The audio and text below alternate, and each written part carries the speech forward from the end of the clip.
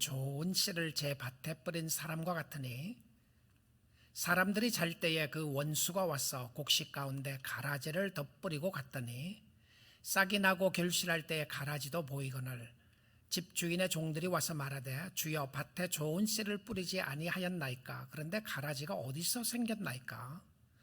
주인이 이르되 원수가 이렇게 하였구나. 종들이 말하되 그러면 우리가 가서 이것을 뽑기를 원하시나이까?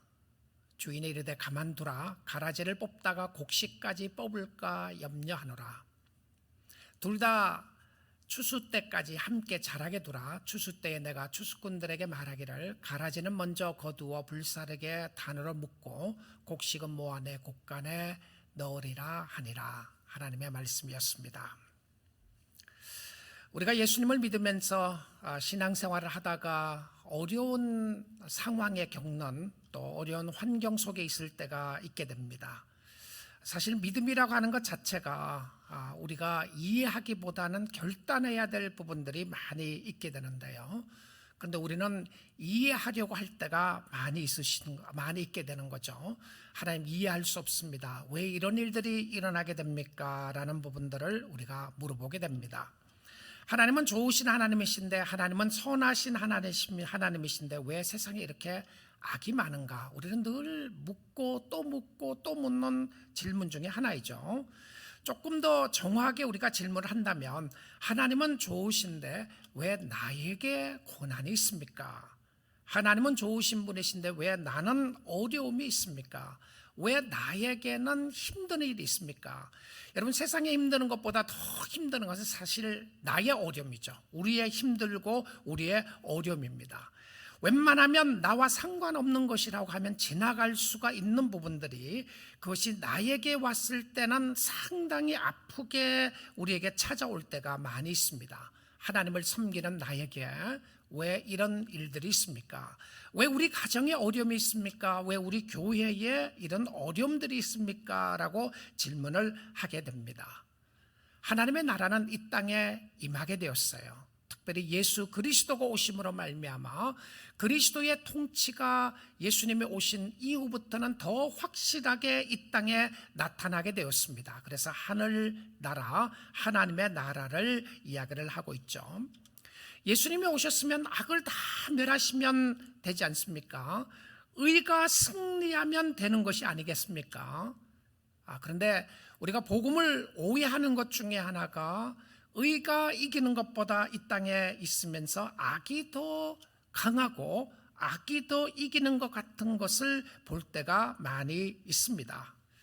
그래서 우리가 천국이라고 이야기를 하면, 하나님의 나라라고 이야기하면 우리의 개념 속에 확 박혀 있는 것이 무엇이었냐면, 이것은 천국은 죽어서 가는 나라라고 하는 생각이 많이 있습니다. 천국 가셔야죠. 예수 믿고 천국 가셔야죠. 그러면 내가 죽으면 천국에 가는구나 생각을 하기가 쉽다는 것입니다. 어떤 의미에는 맞는 이야기입니다. 우리의 육신의 몸을 벗고 온전하신 하나님이 통치하시는 하나님의 나라, 우리는 천국을 사모하고 들어가게 될 것입니다. 그런데 그 천국에 들어갈 하나님의 백성들은 내가 예수를 믿고 난 이후에 바로 천국으로 인도하시지 아니하시고 하나님의 통치와 하나님의 나라를 이 땅에 두셨다는 사실입니다. 그래서 우리는 단순히 내가 죽고 난 이후에 천국 갈 것이라고 이야기하는 천국이 아니라 이 땅에 살아나가는 동안 하나님의 전적인 통치와 하나님의 다스리심과 하나님의 인도하심 가운데 사는 것이 중요하다는 것을 보여주고 있습니다. 그래서 하나는 하나님의 나라이고 또 다른 하나는 세상의 나라, 곧 사단이 통치하는 나라입니다. 두 왕국의 갈등이 있게 되는 것이죠.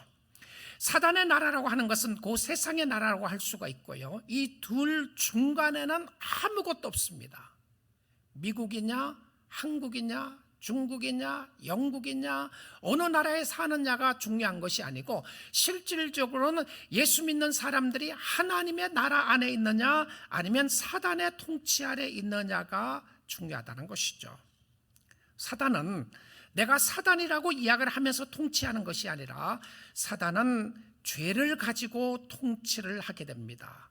그 죄는 자신을 믿게 하고 자신이 마음대로 하고 하나님을 떠나게 하는 것이 목적이었습니다. 그래서 사람들이 나는 사단의 다스림 안에 있다고 생각을 안 합니다. 왜 안 하느냐 하면 내 마음대로 하고 살면 되는 것이지 죄의 다스림 안에 있게 되는 것이지 무슨 누구의 다스림 안에 있는가. 오히려 하나님 아래에 있는 것을 구속이라고 생각하는 경우가 있어요. 예수 믿는 것은 자유함을 주고 기쁨과 평강을 주는 것보다 오히려 예수 믿는 것이 구속되는 것 같은 마음을 가질 때가 있다는 것입니다. 사실은 그렇지 않죠. 오히려 우리는 죄의 구속이 되고 죄의 노예가 되어서 죄가 다스리는 대로 이끌림 받게 되는 것을 보게 됩니다. 사단은 거짓말장입니다.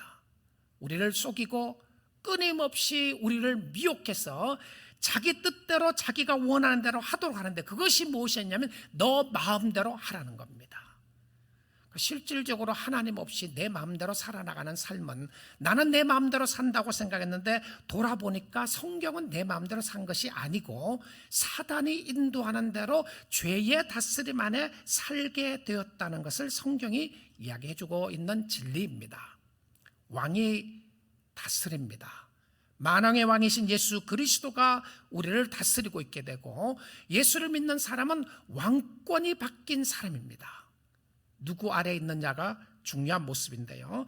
이 모습을 베드로 사도는 에베소에서 확실하게 신분의 변화에 대한 이야기를 하면서 이렇게 말씀을 하고 있습니다. 에베소서 2장 한번 보겠습니다. 1절부터 5절인데요. 그는 예수님입니다. 예수님은 허물과 죄로 죽었던 너희를 살리셨도다. 허물과 죄로 죽었던, 살아 있었어요. 실질적으로는요. 그런데 죽었다고 하는 표현을 쓴 것은 그리스도 안에서 하나님 안에서 영이 죽었다고 하는 표현입니다. 허물과 죄 때문에 죽었던 너희를 살리셨도다. 2절 보겠습니다. 그때에, 그러니까 예수님을 알기 전입니다. 예수님을 만나기 전에 그때의 너희는 그 가운데서 행하여 그 가운데가 뭔지를 설명합니다. 이 세상 풍조를 따르고 세상의 방법대로 살고 공중의 권세 잡은 자를 따랐으니 곧 지금 불순종의 아들들 가운데 역사하는 영이라. 실질적으로 나는 사단을 따른다고 생각하고 따른 사람은 없습니다. 그렇게 이야기를 하지 않죠. 그런데 성경은 이미 그리스도 안에 있지 않고서는 내가 원하는 대로 나 자신이 원하는 대로 따라가게 되면 공중권세 잡은 자가 누구냐면 불순종의 가운데서 역사하시는 영이라고 이야기를 합니다. 3절 보겠습니다. 전에는 우리도 다 그 가운데서 사도 바울을 포함해서 이야기합니다. 너희라고 쓰다가 이제는 우리라는 표현을 쓰죠. 나도 그랬다는 겁니다. 예수 믿기 전에 나는 어떤 모습이었는가? 전에는 우리도 다 그 가운데서 세상 가운데서 우리 육체의 욕심을 따라 지내며, 그렇죠? 세상입니다. 육체와 마음이 원하는 것을 하여 내 마음대로 내가 생각하는 대로 내 육신이 가는 대로 하고 행하는 것을 이야기를 하면서 그것을 무엇으로 표현하고 있냐면 다른 이들과 같이, 그러니까 예수 믿는 사람들 이야기하는 것을 믿지 않는 사람들과 같이 본질상 진노의 자녀였더니 하나님 앞에 우리는 진노를 받을 수밖에 없는 자녀였다는 것을 이야기합니다. 자, 4절 보겠습니다. 긍휼이 풍성하신 하나님이 우리를 사랑하신 큰 사랑을 인하여, 이게 하나님의 은혜에 대한 부분을 설명합니다. 하나님의 자비가 너무 크셔서 하나님의 사랑이 너무 커서 그 사랑을 인하여 우리가 잘났거나 우리가 잘했어가 아니라 하나님의 사랑 때문에 5절 보겠습니다. 허물로 죽은 우리를, 아까 허물로 죽었다고 하는 죄로 죽었다는 표현을 썼죠. 허물과 죄로 죽은 우리를 그리스도와 함께 살리셨고 너희는 은혜로 구원을 받은 것이라. 우리를 새로 살려주시면서 그로 말미암아 하나님을 섬기게 했다는 것입니다. 자, 공중권세 잡은 사단이 활동하고 있는 세상입니다. 자, 이 말씀을 우리가 보면서 예수님에 관한 비유를, 천국에 관한 비유를 설명합니다. 이 땅에 임한 천국입니다. 죽어서 가는 천국을 이야기하는 부분이 아니고 예수를 믿고 난 이후에 이 땅에 임한 천국의 모습을 이야기하는데, 죽음 이후에 가는 천국에는 가라지가 없어요. 죽음 이후에 가는 천국에는 악이 없습니다. 미혹하는 영이 없어요. 죄가 없어요. 죄를 지을 수 있는 가능성도 하나도 없습니다. 그런데 예수를 영접하고 난 이후에 우리는 이 땅에서 천국을 살아가는 거예요. 주님이 이 땅에 두셨다는 거죠. 여기에는 악이 존재합니다. 여기는 유혹이 존재하고 고통과 아픔이 존재해요. 자, 이 부분을 잘 이해를 하셔야 합니다. 내가 예수를 믿게 되면 악이나 고통과 어려움과 유혹과 시험과 이런 어려움에서 다 자유롭게 되는 것이 아니라, 실질적으로 예수를 영접함으로 말미암아 오히려 이 땅에 살아나갈 때는 정말 예수님을 붙잡지 않으면 우리의 삶이 더 어렵다는 거예요. 왜 그렇죠?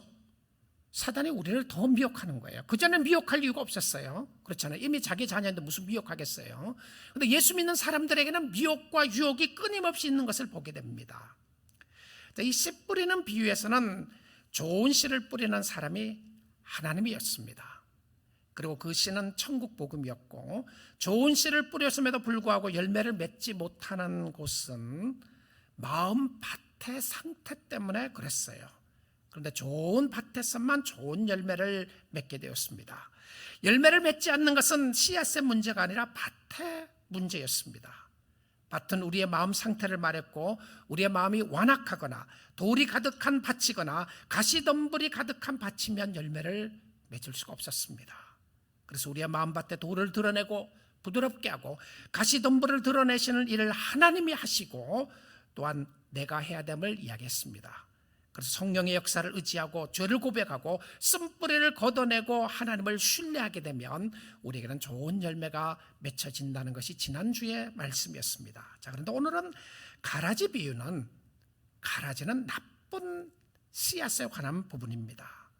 나쁜 씨앗을 뿌리게 되는데요, 좋은 밭에도 뿌리고 또한 세상에 가라지를 잔뜩 뿌려놓습니다. 이 가라지라고 하는 것은 밀과 비슷한 것인데요, 추수 때까지 가기 전까지는 구분하기가 쉽지 않는 것이 가라지였습니다. 그래서 이 가라지를 가리켜서 독보리라고 이야기했습니다. 포이전입니다. 포이전. 오히려 밭을 상태를 어렵게 하고 그 다음에 보리가 자라지 못하도록 하는 그런 모습인데요, 가라지는 씨앗의 문제입니다. 근데 이 가라지를 분별하기가 쉽지 않는 것을 보여주면서 심판 때까지, 마지막 때까지 그냥 두시는 것을 보게 됩니다. 자, 그래서 오늘 이 부분을 한번 말씀을 통해서 집중적으로 살펴보기 원합니다. 예수님이 하시는 말씀을 한번 보도록 하겠습니다. 24절 25절입니다.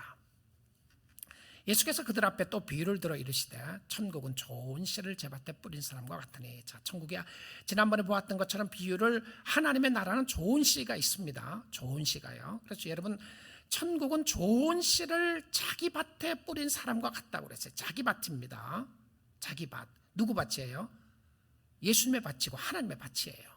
하나님의 밭에 좋은 씨를 뿌렸어요. 자, 25절 보겠습니다. 사람들이 잘 때에 그 원수가 와서 곡식 가운데 가라지를 덧뿌리고 갔더니 사람들이 잘 때에 왔다라고 이야기를 합니다. 이 잘 때에 왔다고 하는 표현 속에 볼 수 있는 것은 사람들이 생각하지 못했던 때에 왔다고도 볼 수 있겠죠. 도둑이 잘 때에 쳐들어옵니다. 사람이 없을 때 쳐들어와요. 그것과 같이 가라지를 뿌리는 사람이 잘 때에 와서 가라지를 덧뿌리고 갔습니다. 어디에다가요? 하나님이 뿌린 좋은 씨를 뿌린 곳에 가라지를 그 위에 그냥 뿌리고 갔어요.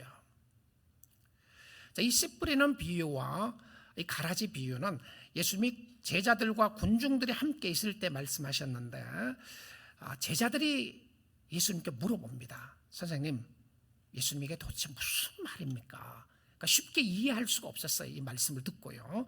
그래서 예수님이 직접 설명을 해주셨습니다. 누구에게요? 사랑하는 제자들에게 설명했어요. 오늘 비유도 저와 여러분에게 예수님이 설명을 해주십니다. 예수님이 설명을 직접 한번 보도록 하겠습니다. 36절부터 39절인데요. 이에 예수께서 무리를 떠나서 집에 들어가시니 누구 집이었는지 모르지만 집으로 갔어요. 그러니까 제자들이 나와 이르되 밭의 가라지의 비유를 우리에게 설명하여 주소서.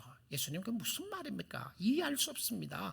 이해가 될 수 있게, 깨달을 수 있게 설명을 해주시면 좋겠습니다. 37절입니다. 대답하여 이르시되 좋은 씨를 뿌리는 이는 인자요. 인자는 예수님입니다. 자신을 이야기해요. 자신이 뿌린 씨는 다 좋은 씨입니다. 좋은 씨를 예수님이 복음을 뿌리는 거예요. 예수님이 뿌리는 것은 좋은 씨앗이고 복음입니다. 그런데 어떻게 되죠? 38절에 밭은 뭐라고 돼 있어요? 세상이라고 돼 있어요. 자, 아까 밭은 누구 밭이라고 돼 있었습니까? 하나님의 밭이라고 그랬어요. 자, 무엇을 이야기하고 있죠? 그러면 하나님의 밭은 세상인데 세상은 사단의 거 아닙니다. 이거요. 이것도 이 세상도 하나님의 것이겠죠. 하나님의 것이 세상인데요. 자, 밭은 세상이다. 밭은 교회라고 이야기하지 않습니다. 물론 교회도 가라지가 있어요. 근데 좋은 씨는 천국의 아들들이요. 이 씨앗을 이야기하면서 사람으로 이야기해요. 그전에는 씨앗을 무엇으로 비유했냐 하면 복음으로 비유했는데 실질적으로는 천국의 씨앗을 사람들로 비유합니다. 다른 이야기로 하면 성도들이에요. 성도들. 예수 믿는 사람들이에요. 가라지는 누구로 비유를 하냐면 악한 자의 아들들이요. 예수 안 믿는 사람으로 이야기를 표현하고 있어요. 하나님을 모르는 사람으로요. 자, 이해가 되시죠? 씨앗의 사람입니다. 하나님이 거하는 하나님의 백성들이 있는 곳에 가라지가 함께 자라는 거예요. 악한 사람들이 함께 존재하고 있다는 것입니다. 세상에 왜 이런 모습이 있죠?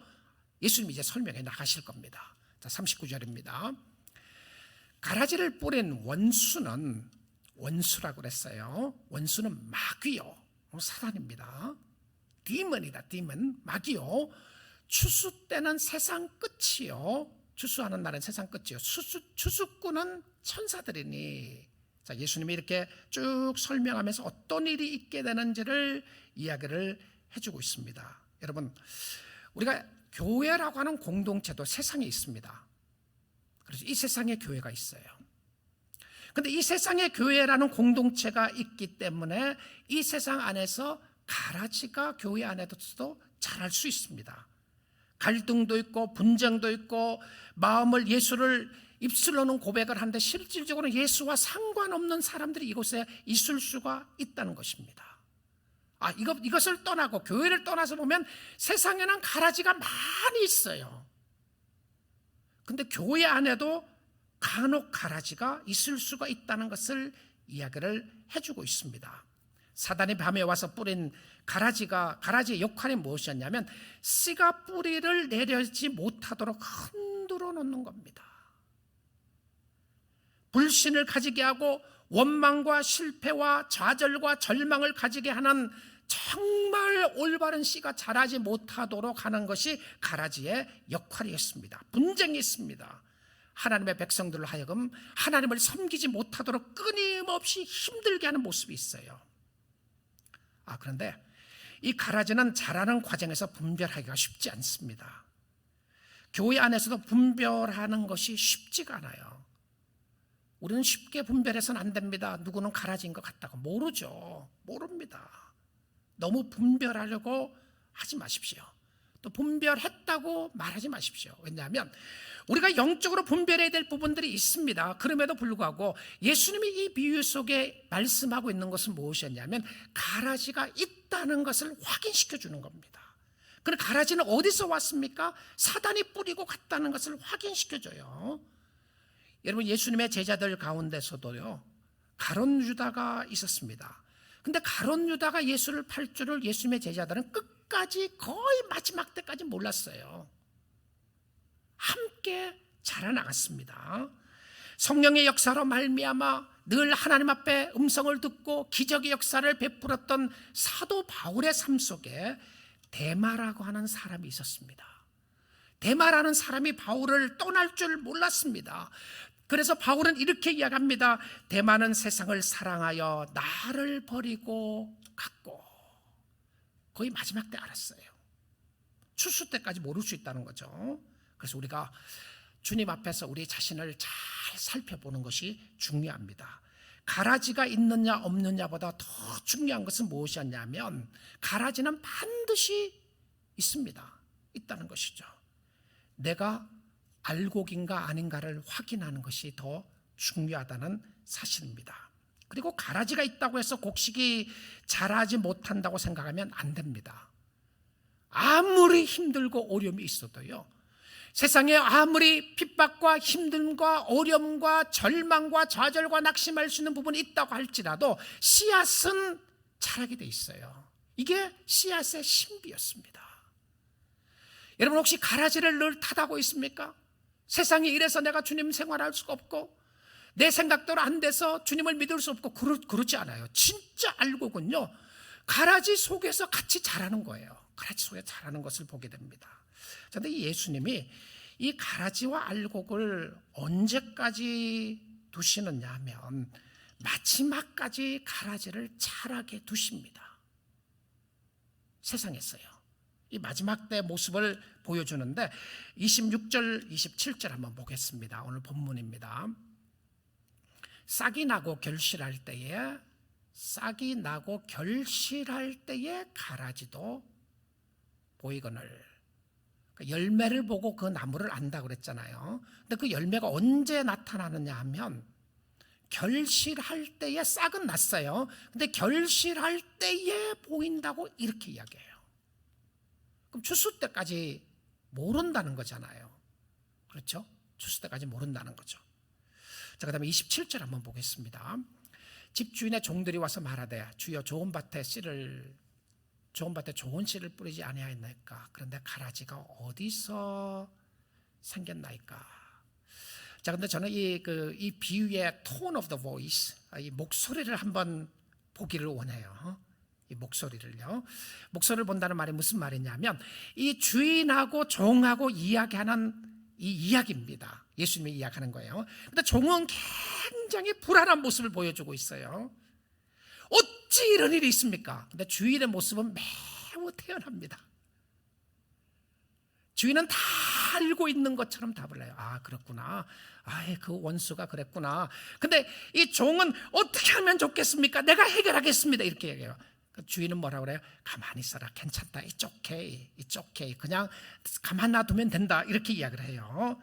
자, 여러분, 악은 어디에서 생기게 되나요?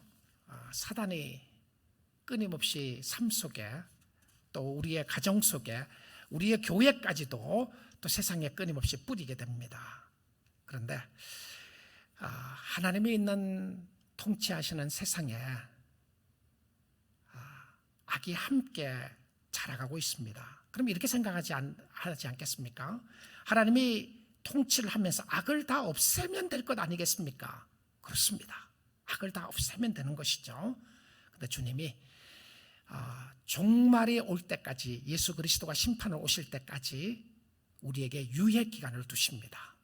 우리에게 시간을 두세요. 근데 성경은 왜 이렇게 시간을 두시냐면 예수 믿는 사람들이 다 죽기로 돌아오기 위해서 주님이 오히려 인내하고 기다리신다고 이야기하고 있어요.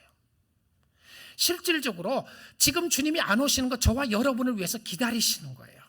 그리고 우리 주위의 친척들, 우리 주위의 사람들이 주께로 돌아오기 위해서 기다리고 있는 것을 보게 됩니다. 자, 계속해서 28절 29절 한번 말씀 보겠습니다. 주인이 이르되 원수가 이렇게 하였구나. 자, 주인은 굉장히 태연합니다. 연하게 말해요. 종들이 말합니다. 그러면 우리가 가서 이것을 뽑기를 원하시나이까? 당장 우리가 없애겠습니다. 그러면 어떻겠습니까? 그 다음 말씀 보겠습니다.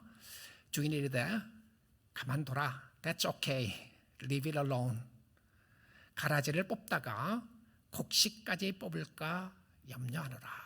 자, 이 주인의 말이 참 이해가 잘 안 되는 부분 같습니다. 그렇죠? 가만두라.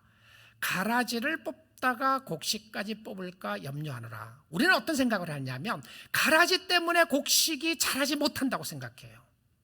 가라지가 없으면 곡식이 잘 자랄 수 있을 것으로 생각을 합니다. 내가 주님을 잘 섬기고 신앙생활을 잘 못하는 것은 이것 이런 이유들 때문에 그렇습니다. 세상에 악이 많고 나에게 힘들고 어려움이 많아서 그렇습니다. 이거 없애주시면 내가 주님을 잘 섬길 것 같아요. 그런데 뭐라고 그래요? 주님은요, 오히려 가라지를 뽑다가 그거 없애면 잘못하다가 곡식까지 다칠까 염려하느라. 잘 기억하십시오. 예수님의 관심은, 하나님의 관심은 곡식입니다. 저와 여러분이에요. 하나님을 사랑하는 성도들입니다. 성도들에게 관심을 가지면서 우리의 마음속에 있는 죄악의 모습은 제거해야 합니다. 그렇죠? 지금 이 부분은 우리의 마음속에 있는 죄악을 제거하는 개인적인 회개를 촉구하는 것이 아니고요, 이 말씀의 천국에 대한 부분은 이 땅에 살아나가는 동안 우리가 피할 수 없는 것이 무엇이냐면 악이라고 하는 존재입니다. 이것은 그냥 주님이 끝까지 두시는데 심판 때까지 두시기 위해서, 알곡을 보호하기 위해서 두신다고 그렇게 이야기를 해요. 악의 활동이 있습니다. 악의 활동이 있다고 해서 선이 드러나지 않는 것이 아니고, 악의 활동이 있다고 해서 알곡이 열매를 맺지 못하는 경우가 있는 것이 아니라는 겁니다. 사랑하는 성도 여러분, 악이 그런데 영원히 존재하지 않아요. 악이 영원히 존재하지 않습니다. 악은 반드시 심판을 받게 되어 있는데요, 그래서 우리 하나님의 때를 우리가 기다리는 겁니다. 우리가 주님 앞에 가는 그 순간까지, 아니 세상에 예수 그리스도가 다시 오시는 그 순간까지 우리는 이런 갈등 속에, 세상의 갈등 속에서 살아가게 돼 있어요. 자, 예수님이 설명을 하시면서 제자들에게 30절에 이렇게 설명을 합니다. 둘 다 추수 때까지 함께 자라게 두라. 추수 때에 내가 추수꾼들이 천사들이라고 그랬죠. 추수꾼들에게 말하기를, 가라지는 먼저, 그러니까 악의 심판이 먼저 있게 됩니다. 악의 심판이 먼저 있어요. 가라지는 먼저 거두어 불사르게 단으로 묶고, 가라지가 어디 갔냐면 불에 사라지게 되도록 단은 묶습니다. 알곡은, 곡식은 모아 내 곡간에, 하나님의 곡간에 넣으리라. 하나님께서 따로 구별하십니다. 구분하시고 구별하시는데, 하나님의 자녀들은 하나님의 곡간으로 들어가고 가라지는 불사르게 된다라고 하는 부분이었습니다. 이 심판 속에 축복의 모습과 함께 선언하고 있습니다. 자, 이 비유를 예수님이 마지막으로 설명을 하면서 끝을 이야기합니다.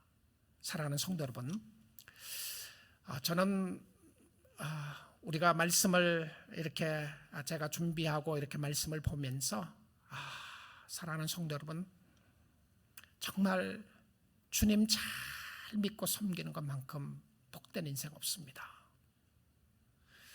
여러분, 이와 같이 힘들고 어려울 때에요, 정말 주님 앞에 가까이 나가고 주님 사랑하는 것만큼 행복한 인생 없습니다.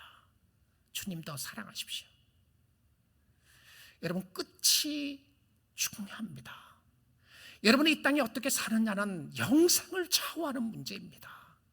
그러기에 영생을 위해서 여러분이 어떻게 살아야 할지를 보셔야 합니다. 어떤 모습으로 이 땅에 살아가고 있는지를 보셔야 하는데요, 여러분 그냥 아무 문제 없는 것처럼, 시간이 지나가면 해결될 것처럼, 언젠가는 끝날 것처럼, 언젠가는 다 해결될 것처럼 살아나가다가 여러분 우리의 삶이 언제 끝날지 알 수 없는 부분이잖아요. 그런데 우리가 반드시 확인해야 될 부분이 있습니다. 나는 하나님의 아들이고 하나님의 딸이고 하나님의 자녀인가를 확인하고 내가 그리스도 안에서 살아나가고 있는가를 확인해야 된다는 것을 보여주고 있어요.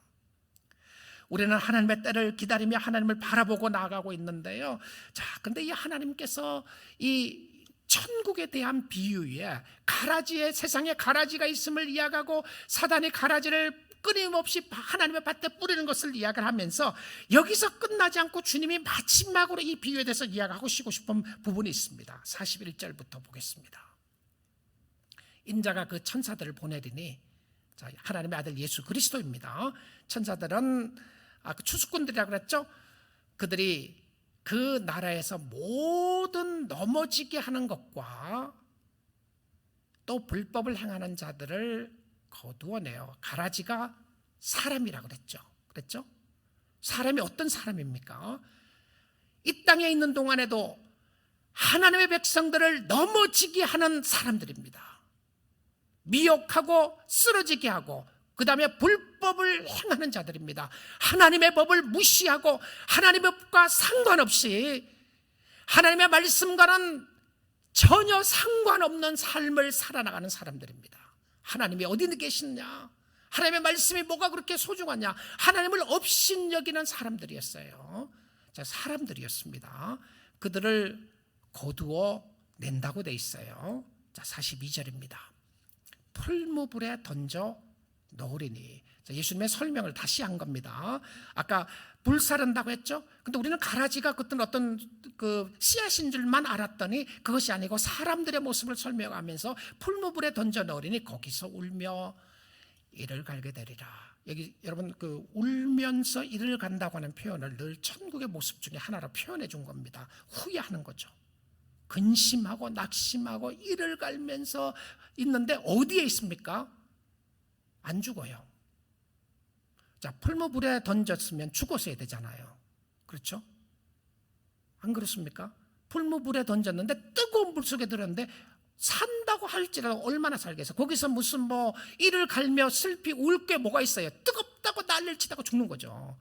몇 초 만에 죽을 수도 있고 1분 만에 죽을 수도 있잖아요. 그런데 보니까 뭐라고 되어 있습니까? 거기서 울며 이를 갈게 되리라. 이 지속적인 삶이 있음을 예수님의 비유 속에서 다시 말씀을 해주고 있는 거죠. 43절 보겠습니다. 할렐루야입니다. 할렐루야예요. 우리가 한번 같이 읽어보겠습니다. 여러분 앞에 스크린을 보시고 하나님의 자녀들인 저와 여러분에게 주신 하나님의 축복을 보겠습니다. 같이 읽습니다. 그때에 의인들은 자기 아버지 나라에서 해와 같이 빛나리라. 귀 있는 자는 들으라. 여러분, 이 땅에서는요 구별이 잘 안 가요. 이 땅에서 예수 믿는 사람하고 예수 믿지 않는 사람들하고 구별이 잘 안 갈 수 있고요, 오히려 예수 믿는 사람들이 핍박을 당하는 것 같고 예수 믿는 사람들이 힘들고 어렵게 사는 것 같은데 그렇지 않았습니다. 마지막에는 그렇지 않았어요. 그때는 의인들은 자기 아버지 나라에서 해와 같이 빛나리라. 여러분 어떻게 살아야 되겠습니까? 어떻게 살아야 되겠어요? 사랑하는 성도 여러분, 정말 주님을 붙잡고 사셔야 합니다. 그의 나라에서 해와 같이 빛나리라. 그리고 뭐라 그래요? 귀 있는 자는 들어라. 다 귀 있지 않아요? 근데 이게 다 안 들려지는 거예요. 깨달아지지 않고요. 근데 여러분 말씀 들으면서 주님 사랑합니다, 감사합니다, 들려지고 깨달아지는 것이 하나님이 여러분에게 주신 크신 축복과 은혜인 줄 믿습니다. 하나님의 자녀라는 증거예요. 자, 그러면 오늘 이 말씀을 보면서 우리가 어떻게 살아야 되겠습니까? 어떻게 살아야 되겠어요? 혹시 여러분 그동안 여러분의 삶을 돌아보면서 나는 하나님을 떠나 있었고 마음대로 살았고 인생의 허무함을 보고 살았다고 생각합니까? 좌절과 절망 가운데 사셨습니까? 혹시 오늘 말씀을 들으면서 나는 나의 인생을 가라지와 같은 인생이라고 생각하는 분이 계십니까? 혹시 내 인생은 정말 힘들고 어려운 부분만 살지 않았나 생각이 드시나요? 여러분 오늘이 기회입니다. 지금이 기회입니다. 예수님께로 회개하며 나갈 수 있는 기회이고요, 온전히 새롭게 거듭날 수 있는 기회입니다. 성령의 역사로 말미암아 이 거듭난다고 하는 것은요, 사단을 따라갔던 사람들이 다시 태어나서 그리스도 안에서 거듭나게 되는 것을 거듭남이라고 그러잖아요. 성령의 역사로 말미암아 하나님의 자녀가 될 수 있는 역사가 오늘 이루어질 수 있다는 겁니다. 하나님이 우리를 양자로 삼기 위하여 예수 그리스도를 보내셨습니다. 예수 그리스도 안에 접붙임 바 되면 되는 거죠. 그리스도 안에 붙어 있으면 되는 겁니다. 요한복음 15장 4절 말씀 보겠습니다. 내 안에 거하라, 나도 너희 안에 거하리라. 가지가 포도나무에 붙어 있지 아니하면, 포도나무는 예수님이에요, 아니하면 스스로 열매를 맺을 수 없음같이 주님이 원하시는 열매는 우리 스스로 맺혀지지 않아요. 아무리 잘 살아도요, 아무리 선을 향하고 살아도, 아무리 도덕적으로 선하게 살아도 우리가 주님이 원하시는 열매 맺을 수가 없어요. 예수를 떠나서는 주님이 원하시는 열매를 맺을 수가 없습니다. 스스로 열매를 맺을 수 없음같이 너희도 내 안에 있지 아니하면 그러하리라. 5절 보겠습니다. 나는 포도나무요 너희는 가지라. 그가 내 안에 내가 그 안에 거하면 사람이 열매를 많이 맺나니 나를 떠나서는 너희가 아무것도 할 수 없습니다. 여기서 아무것도 할 수 없다는 건 뭔지 압니까? 열매를 맺을 수 있는 어떤 근거도 없다고 하는 표현입니다. 아무것도 못한다고 해서 우리가 아무것도 못하고 있는 그것을 이야기하는 것이 아니고 예수를 떠나서는 열매가 없다, 절대 맺을 수 없다는 것을 이야기를 해주고 있는 것이죠. 6절입니다. 사람이 내 안에 거하지 아니하면, 예수님이 다시 말씀하세요. 사람이 내 안에 거하지 않으면 가지처럼 밖에 버려져 마르나니 사람들이 그것을 모아다가 불에 던져 사르느니라.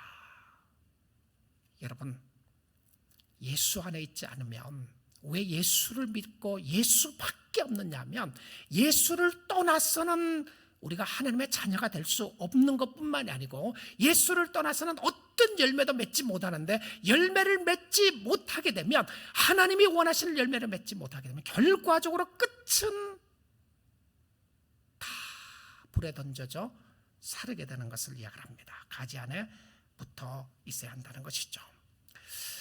세상을 바라보면 절망되시죠. 낙심도 되고요. 교회를 보면서도 절망되고 낙심될 때도 있습니다. 여러분, 그러나 세상의 악이 여러분을 주께 가까이 가지 못하게 방해하는 일이 되지 않게 하셔야 합니다. 교회를 통하여 실망한 모습이 주님을 떠나는 이유가 되어서는 안 됩니다. 세상을 바라보면서 실망하는 이유가 주님을 멀리하는 이유가 되어서는 안 된다는 겁니다. 악이 크게 엄청난 역사로 존재한다고 해서 그 이유를 가지고 주님 앞으로 가까이 가지 못하고 멀어지는 이유가 돼서는 안 된다는 것입니다. 택한 자녀라도 미혹하려는 것이 사단의 방법입니다. 악을 바라보면서 절망하지 마시고요, 추수 때까지 그냥 두시는 하나님의 계획을 보십시오. 주기도문에서 예수님이 이렇게 말씀하셨습니다. 시험에 들지 않게 기도하라고 말입니다. 시험에 빠지지 않게 기도하셔야 합니다. 시험에 들지 말게 하옵시고 다만 악에서 구하여 주옵소서. 우리는 악에서 구해 줄 것을 기도하고 주께 나가야 되는 것을 보여주고 있습니다. 다시 한번 말씀으로 확인하면 좋겠습니다. 사랑하는 성도 여러분, 나는 정말 예수님 안에서 거듭난 하나님의 자녀인가? 나는 정말 성령의 역사가 있는 사람인가? 나는 알곡인가? 확인하셔야 합니다. 알곡이 될 수 있는 길이 있음을 확인하고 주님을 꼭 붙잡을 수 있기를 원합니다. 악이 있다고 해서 절망하거나 낙심하지 말고 더욱더 하나님을 신뢰할 수 있기를 원합니다. 의지할 수 있기를 원합니다. 왜냐하면 믿음이 이깁니다. 믿음이 이겨요. 완전한 하나님의 나라에 들어가게 되면, 여러분 아시죠? 완전한 천국에 들어가게 되면, 우리의 육신의 몸을 벗고 악이 존재하지 않는 천국에 들어가면 믿음이 필요 없습니다. 아셨죠? 믿음이 필요 없어요. 우리가 이 땅에 살아나가는 동안만 믿음이 필요해요. 왜냐하면 이 두 왕국의 갈등이 있기 때문에 이 왕국 속에서 하나님의 자녀로서 이길 수 있는 것은 하나님을 붙잡는 믿음이 필요한 거예요. 여러분, 성경을 읽으면서 통독하시면서 출애굽기를 보지 않습니까? 하나님을 의지하면 어땠습니까? 이기는 겁니다. 레위기, 민수기, 신명기, 여호수아도 가면서 끊임없이 하나님을 의지하면 이겼어요. 악은 주위에 늘 도사리고 있었습니다. 왜 그렇게 전쟁이 많습니까? 왜 전쟁이 그렇게 많아요? 여러분, 사무엘상 봐도 전쟁이 끝이 없습니다. 그런데 하나님의 백성들이 믿음으로 나아갈 때마다 이기게 됐어요. 믿음이 이기게 합니다. 이 땅의 삶에서 우리가 이길 수 있는 우리에게 도구로 주시는 것은 무엇이었냐면 예수 그리스도를 신뢰하는 것입니다. 주님 신뢰하십시오. 사랑하는 주의 백성 여러분, 주님 의지하십시오. 주님 신뢰하세요. 절망되고 낙심되고 힘들고 어려울 때 주님 의지하십시오. 완전한 하나님의 나라에는 믿음이 필요 없는 것은 다 보여지고 다 믿어지는 것인데, 미혹하는 사람이 없는데 무슨 믿음이 필요해요? 믿음은 하나님이 이 땅에 사는 동안 우리에게 주신 선물입니다. 선물이에요. 자, 근데 이 믿음의 선물을 요한 1서 5장에서 확인하고 말씀 맺도록 하겠습니다. 무릇 하나님께로부터 난 자마다 세상을 이기느니라. 하나님께로부터 난 자는, 진짜 born again 크리스천은 하나님으로 말미암아 거듭났다고 하는 표현입니다. 하나님으로 말미암아 성경의 역사로 거듭난 자는 세상을 이기느니라. 여기서 이야기하는 세상은 죄가 다스리는 죄의 권세를 이야기합니다. 죄의 영역을 이야기해요. 악이 도사리고 있는 악을 이야기하는 겁니다. 세상을 이기는 승리는 이것이니 뭐라고 되어 있습니까? 우리의 믿음이니라. 자, 그런데 오늘날 믿음을 많이 이야기합니다. 네가 네 자신을 믿어야 한다. 너 자신을 믿으면 너는 할 수 있다. 그 믿음을 이야기해요. 굉장히 좋은 것 같아요. 너를 믿으라. 너 자신을 믿어라. 너 할 수 있다. You can do it. You trust yourself. 너가 네 자신을 믿지 않기 때문에 그런 거다. 믿음 다 이야기해요. 근데 성경이 이야기하는 것은 오히려 그것과 정말 정반대되는 이야기를 합니다. 5절 말씀 보겠습니다. 예수께서 하나님의 아들이심을 믿는 자가 아니면, 그래서 여러분 컨텍스트 안에 전체적으로 보셔야 돼요. 믿음을 설명하면서 이렇게 이야기를 하는 거죠. 예수께서 하나님의 아들이심을 믿는 자가 아니면, 예수를 믿고 하나님을 믿지 않으면, 예수님이 하나님의 아들이라는 것을 믿지 않으면 세상을 이기는 자가 누구냐? 믿음이 이긴다고 그랬잖아요. 근데 그 믿음은 어디에 있었습니까? 하나님의 아들 예수 그리스도를 믿는 믿음이었다는 것입니다. 예수 붙잡는 믿음이었어요. 주님 붙잡는 믿음이었습니다. 세상에 가라지가 있음을 인정하고 가라지로 인하여 신앙생활을 잘하지 못한 일이 없도록 하셔야 합니다. 세상에서 가라지를 가려내는 것이 우리의 역할이 아닙니다. 세상에 있는 가라지는 가려내는 것이 우리 역할이 아니에요. 우리 역할은 내 마음속에 찌꺼기가 있고 내 마음속에 가시덤불이 있는 것은 드러내야 되고 걸러내야 됩니다. 그런데 악이 있다는 것을 인정하고 어떻게 지혜롭게 살아야 될지를 알아야 한다는 겁니다. 나는 오늘 하나님을 신뢰하며 순종하며 섬기는 것이 주님이 원하시는 겁니다. 오늘 주님 찬양하는 겁니다. 오늘 주님 의지하는 거죠. 오늘 믿음으로 사는 겁니다. 사단이 아무리 강하게 보여도, 사단이 강하지만 예수 안에서 하나님의 자녀들은 승리하게 되는 줄 믿습니다. 승리는 내 것이지. 승리는 우리 겁니다. 결과적으로 우리는 끝까지 이길 겁니다. 끝까지 이기는 사람이 되시고 의의 면류관을 쓰고 주님 앞에 나갈 그날까지 믿음 저버리지 마시고 믿음 위에 굳게 서서 주님 사랑하고 섬기는 주의 백성들이 다 될 수 있기를 주님의 이름으로 축복드립니다.